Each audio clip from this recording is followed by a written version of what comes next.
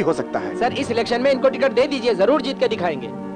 हाँ सर, मुझे खड़ा कीजिए, मैं कैसे भी जीतूंगा सर। राजनीति के बारे में क्या जानते हो? मैं सब जानता हूँ। 30 पिक पॉकेट कैसे, 5 रेप कैसे, दूसरों का जमीन हड़पना, सारे केस मेरे ऊपर हैं सर। ये सब राजनीति के लिए जरूरी है क्या? तुम चुपचाप बैठ जाओ। साहब जानते नहीं है क्या कि किसको कहाँ से टिकट देना है? मुझे सम्मान देने के लिए बहुत बहुत धन्यवाद। इस इलेक्शन में वसुआ से पुरुषोत्तम को सीट देता हूँ। मैं आपका शुक्रगुजार रहूंगा। इनका इलेक्शन का सारा खर्चा मैं दूंगा। सीएम को बता दो। अभी समझे कि नहीं समझे? हमारे साहब चाहते हैं सीएम अपनी इज्जत पर ध्यान देकर अपनी सीट पर बैठकर अपना काम संभाले। हमारे साहब अपनी सीट पर बैठकर सारा काम संभालते हैं। देख पुरुषोत्तम, ये हमारा पार्टी से जुड़ा हुआ विषय है। राजनीति में पद की जरूरत है और कुछ नहीं। पद के बिना राजनीति नहीं होती। पद ही हमारी कवच है। पद के बिना हम जी नहीं सकते। बिहार में जो इलेक्शन हुआ था उसमें आपको धमकाने के लिए बहुत फोन आए थे, इसीलिए आपका नाम है सर। ये सच है क्या सर? मैंने तो खाली अपना काम किया है और जो भी काम करेगा उसका नाम तो होगा। ये तो मेरा फर्ज था। The rules which you have followed in Bihar, are you going to follow here also? Definitely. भारतीय संविधान की धारा 324 के सेक्शन 16 के हिसाब से प्रजा प्रतिनिधियों के लिए धारा 13 के हिसाब से इलेक्शन कमीशन के नियमों के खिलाफ कोई भी आदमी नहीं जा सकता। देश के हित के लिए इलेक्शन कमीशन का साथ देना होगा, ये हम सबका फर्ज है। अभी आया हुआ इलेक्शन कमिश्नर बहुत ही स्ट्रिक्ट है। इस परिस्थिति में इलेक्शन जीतना जरूरी है। इलेक्शन नोटिफिकेशन के नियमों के हिसाब से सरकारी विभाग की, संस्थाओं की, उद्योगों की भर्ती नहीं हो सकती। सेक्शन 14 के हिसाब से पत्रिकाओं में, रेडियो में, टीवी चैनल्स में पब्लिसिटी नहीं करनी चाहिए। सरकारी वाहनों का, उद्योगों का सरकारी पार्टी को इलेक्शन में उपयोग नहीं करना चाहिए। राज तो हमारा है यहाँ पे। चुपचाप सुनने के लिए क्या इस स्टेट को बिहार समझता है क्या? राज्य में राज करने के लिए बुद्धि की जरूरत नहीं है, मगर पैसा जरूर चाहिए। इलेक्शन कमीशन की परमिशन के बिना दीवारों पर लिखना और पोस्टर लगाना मना है। रात को 10 बजे के बाद पार्टी का प्रचार भी नहीं कर सकते। नॉमिनेशन दाखिल करते समय नॉमिनी का सारा डिटेल और जायदाद का विवरण इलेक्शन कमीशन के सामने साफ साफ पेश करना पड़ेगा। कौन है वो आदमी? कौन से गांव से आया? इंडियन पॉलिटिक्स के बारे में नहीं जानता है क्या? इस इलेक्शन में वो अपनी ताकत दिखाकर खुद को हीरो बनाना चाहता है। नॉमिनेशन दाखिल करने वाले नॉमिनी को 3 से ज्यादा गाड़ियों की अनुमति नहीं है। हमारे शहर में जितनी गाड़ियां हैं सब बुक करो। 5000 गाड़ी लेकर नॉमिनेशन के लिए जाएंगे। हमारी पार्टी का एक अलग इमेज है। वो क्या करेगा मैं देखता हूँ।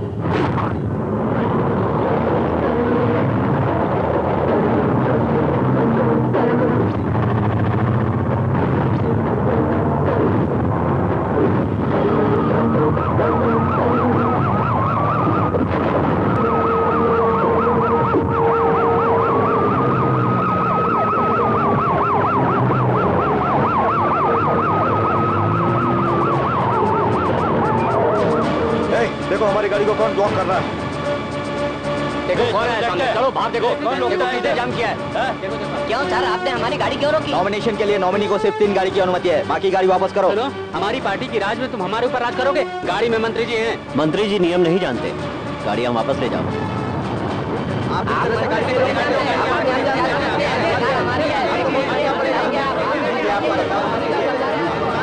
नमस्कार सर।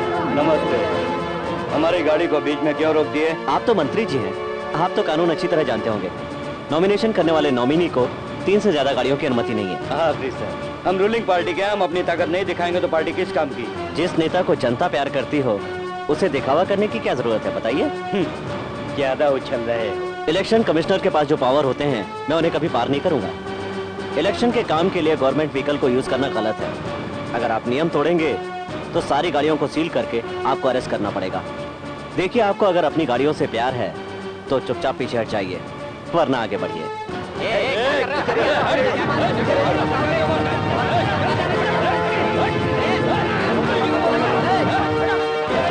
3 गाड़ियों के बाद सबको सील कर लेना। कोई झगड़ा करे तो अरेस्ट कर लेना, और अगर मिनिस्टर भी बीच में बोले तो अरेस्ट कर लेना। Yes sir. आपकी सेवा करने के लिए, आप लोगों की जिंदगी में रोशनी लाने के लिए हम अपने प्रिय नेता को 2 शब्द कहने के लिए आमंत्रित करते हैं। आइए।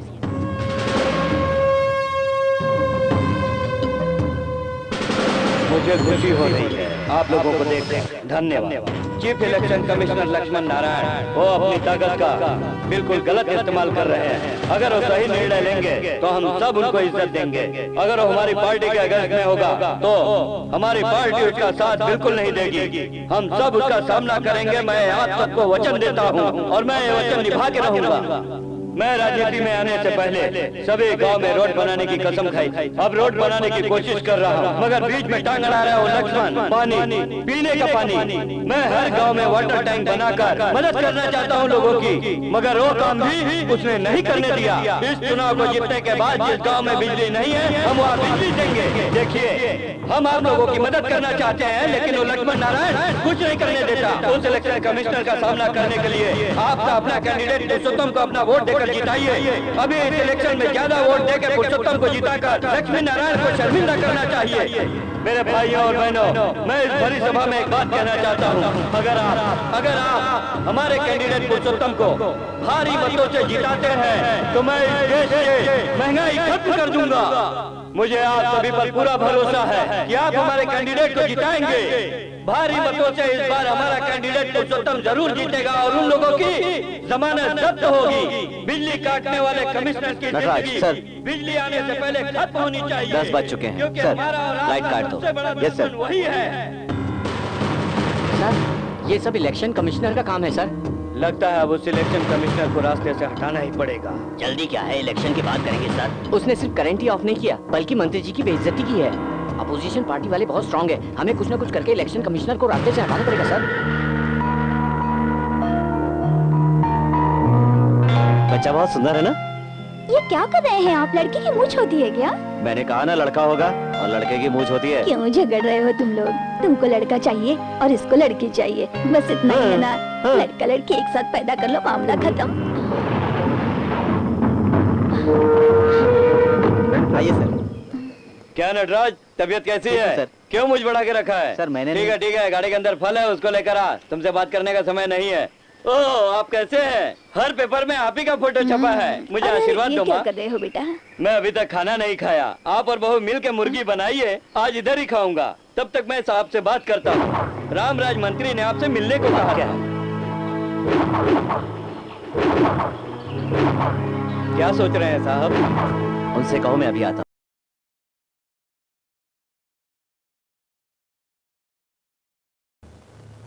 लक्ष्मण नारायण जी, इन्होंने आपको सब बताया होगा। होने वाले इलेक्शन में मेरी पार्टी हार गई तो मेरी राजनीतिक कैरियर खत्म हो जाएगी। कल होने वाले इलेक्शन में हमारी पार्टी को जीतने के लिए ब्लैक वोट की जरूरत है। ऑलरेडी जिन लोगों को मैं लाया था, आप अपने अधिकार का इस्तेमाल करके उनको अरेस्ट कर चुके हैं। उनको आप बाहर लेकर आइए। मेरे लिए आपको एक काम करना होगा। सॉरी सर, इलेक्शन खत्म होने तक वो लोग बंद रहेंगे।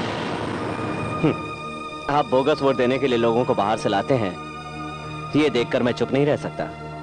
चलो मानता हूं, इसमें 2 करोड़ है और खंडाला में एक बंगला का पेपर भी है। हाँ, लीजिए।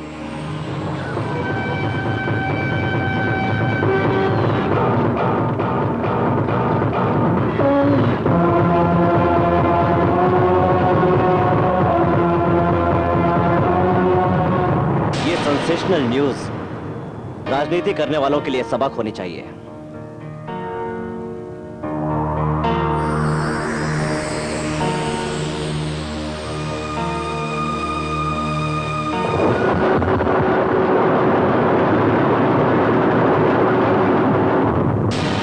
राजनीति में लोग पैसा देते वक्त अपनी फोटो खिंचवाते हैं, ये सब तो आम बात है, मामूली बात है।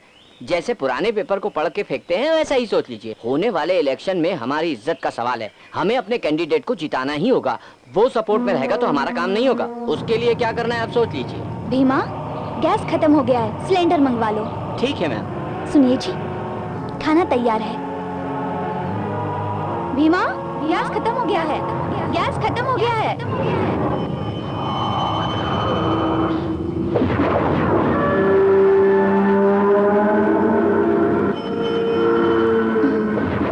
अंदर ले आओ भैया।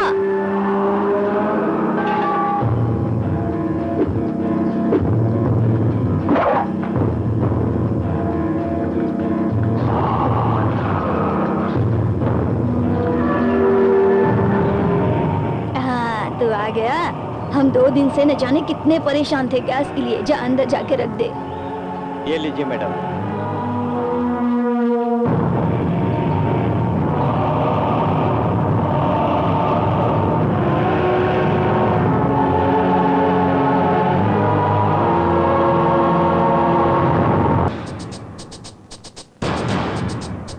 सर सर क्या है सर? Come on search.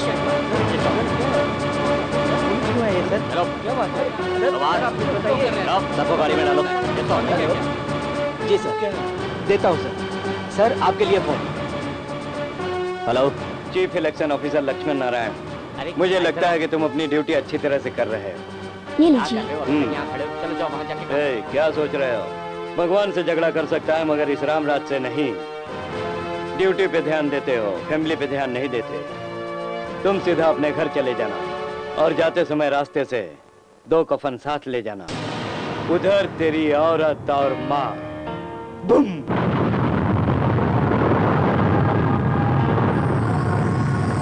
नहीं, ये तो क्या बोल रहा है? काशी में जाकर औरत और माँ की अस्थि को बहा दो। इसमें मेरी माँ की क्या गलती है? इसमें मेरी बीवी की क्या गलती है? बता, बता ना, बता। मैंने कहा था ना, मैं छोटी मोटी धमकियों से नहीं डरता। तू तो सिर्फ एक ही स्टेट का कैबिनेट मिनिस्टर है। मैंने तो पूरे इंडिया में न जाने कितने इलेक्शन करवाए हैं। तू जितना खतरनाक आदमी है मैं अच्छी तरह जानता हूँ। आसाम में, उड़ीसा में, पंजाब में, बिहार में तुझसे भी बड़े धुरंधरों का सामना किया है मैंने। उन लोगों से कंपेयर करूं तो तुम्हारी तो कोई औकात ही नहीं है। चलो छोड़ो, मेरे बायोडाटा के बारे में जानकर क्या करोगे? मेरी मरी हुई बीवी और माँ से बात करोगे? ए मिनिस्टर, तू 5वीं क्लास पढ़ा हुआ, अगर तुझे इतना दिमाग है तो IPS पढ़े हुए मेरे पति को कितना दिमाग होगा? अगर तेरे बम से मैं मर गई तो मेरी डेड बॉडी देखने के लिए ड्यूटी खत्म होने के बाद ही आएंगे। ऐसा समझ रखा है क्या तूने? हाँ? अरे अकलमंद पागल, तू मेरे बेटे का कुछ नहीं बिगाड़ सकता। बेवकूफ है तू, बेवकूफ। चल फोन रख।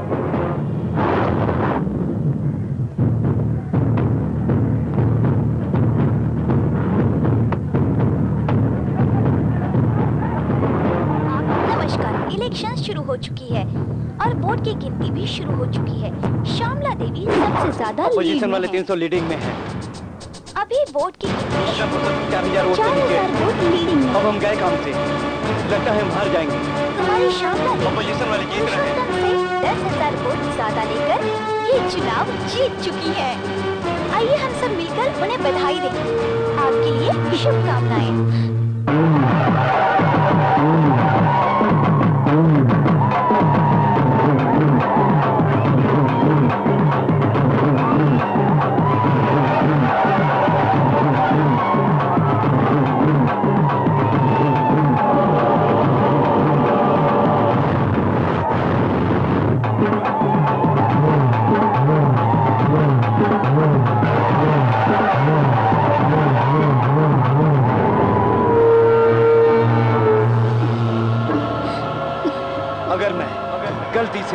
गलती से चुनाव हारूंगा तो शहर में साड़ी पहनकर हर गली में घूमूंगा।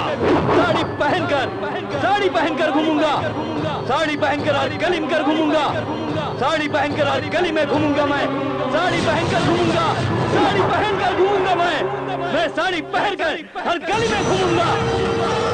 सुनिए जी, सुनिए जी, सुनिए जी, मेरी बात मानिए, मेरी बात मानिए जी। मीटिंग में आपने एक बात रखी थी, इसके लिए साड़ी पहनकर कैसे जा सकते हैं आप? सुनिए जी, ऐसा मत कीजिए। देखिए जी, देखिए आपने मीटिंग में बात रखी थी तो इसके लिए ये सजा क्यों? देखिए जी, आपको इस हालत में देखकर मैं चीख कर क्या करूंगी? मेरी बात सुनिए, रुक जाइए, मत जाइए, ऐसा मत कीजिए। सुनिए जी, मेरी बात तो सुनिए, ऐसा मत कीजिए, मत जाइए। बीमा, बीमा क्या देख रहे हो? जाकर रोको उन्हें। आप लोग रुक जाइए, आप क्या कर रहे हैं? अरे रुक जाइए।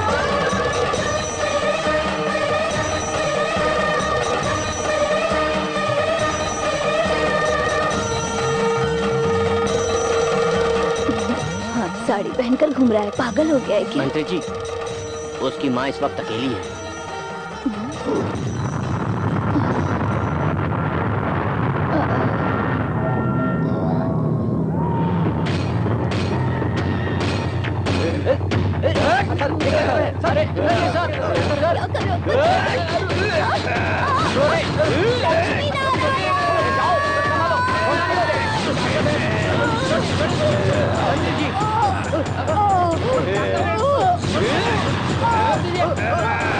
मैं इसको उसको मार के साड़ी पहनने से पहले उसको और उसकी वाइफ को खत्म कर दो। और बोलती है कि बुढ़िया खत्म कर देते हैं।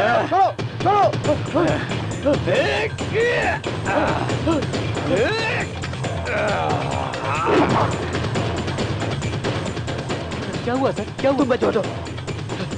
सर क्या बात है? हम यहाँ से जल्दी जाना होगा सर, जल्दी चलिए सर।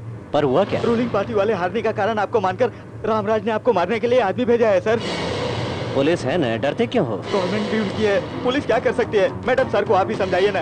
लेकिन माँ तो मंदिर माँ गई की है। चिंता आप लोग मत कीजिए, आप निकलने की तैयारी कीजिए सर। उनसे डरकर हम शहर छोड़ दें क्या? सर मैं आपके हाथ जोड़ता हूँ, मेरी बात मानिए। मैडम आप ही समझाइए, मैडम प्लीज समझाइए। सुनिए जी, ये जिद कर रहे हैं तो सुन लीजिए ना। क्या हुआ? क्या हुआ? अरे उसके लिए नहीं तो मैडम को हॉस्पिटल ले जाने के लिए निकलिए सर, जल्दी जाइए सर, गाड़ी लाओ। चलो।